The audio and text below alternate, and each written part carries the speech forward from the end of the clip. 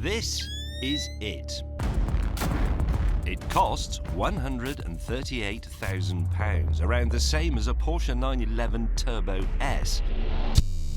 And it has the futuristic lines you would expect of a rare breed Honda. Power comes from a 3.5-litre twin-turbo V6, backed up by a squadron of electric motors. Together, they give the NSX 573 horsepower. So, you would assume the performance is something to shout about.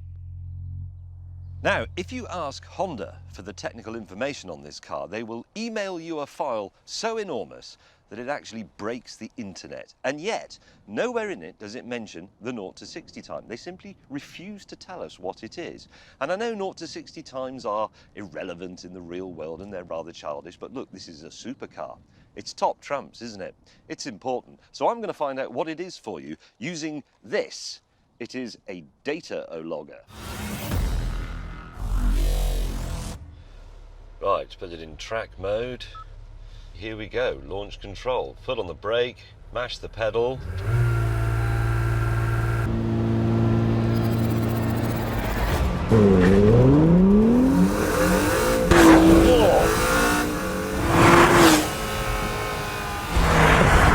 I'm not sure that was quite as neck snapping as a Nissan GTR, but it wasn't far off.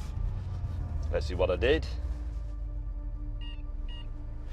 3.2 seconds. 0 to 60, which means it isn't quite as fast as a McLaren 570S or a 911 Turbo S or a Ferrari 488 GTB. That's why they're not mentioning it.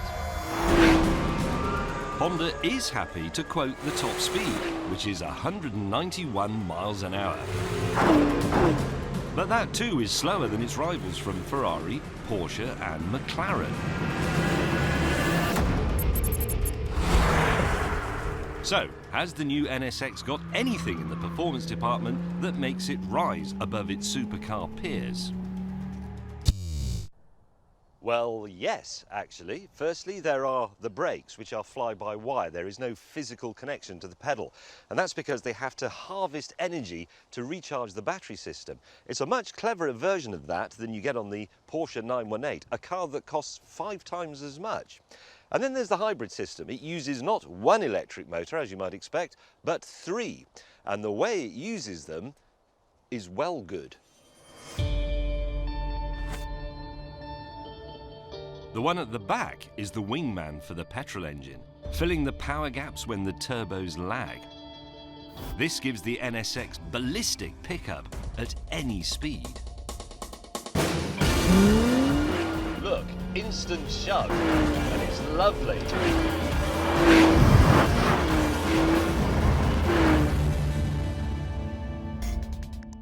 But actually it's the two at the front that are the real party piece, because they drive a wheel each, totally independently of each other, which means this car has a sort of space-age 4-wheel drive.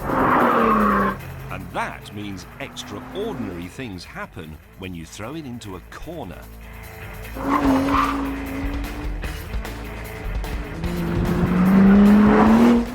So as you approach a corner like this one, computers are measuring the speed, they're measuring G-force, steering input and so forth. They're adding power to the wheel or taking power away from the wheel as it's needed.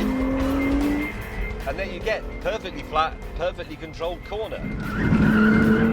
It is a bit like driving a Honda Civic. There are people who would say that technology like this in a car helping it to feel secure will make it dull, but it doesn't feel dull to me. It feels tremendous. I'm going fast and I'm relaxing. Well, what's wrong with that?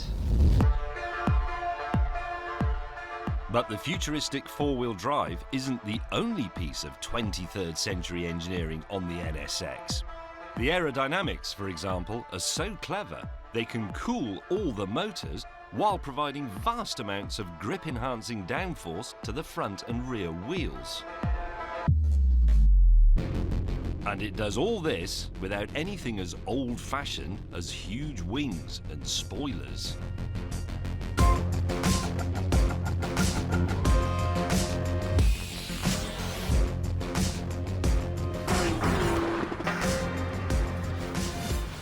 not just the technology, which is brilliant. It's that technology is on this car. Yes, we have hybrid supercars. We have the LaFerrari, we have McLaren P1, the Porsche 918, but they're in the £1 million bracket.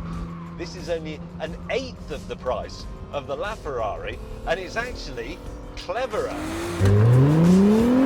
I love this. I love the way it looks. I love the sounds it makes. I like the sophistication of the hybrid drive. I like the performance. I like the steering feel. I like the interior. I really, really like it, and I find myself wanting one quite badly.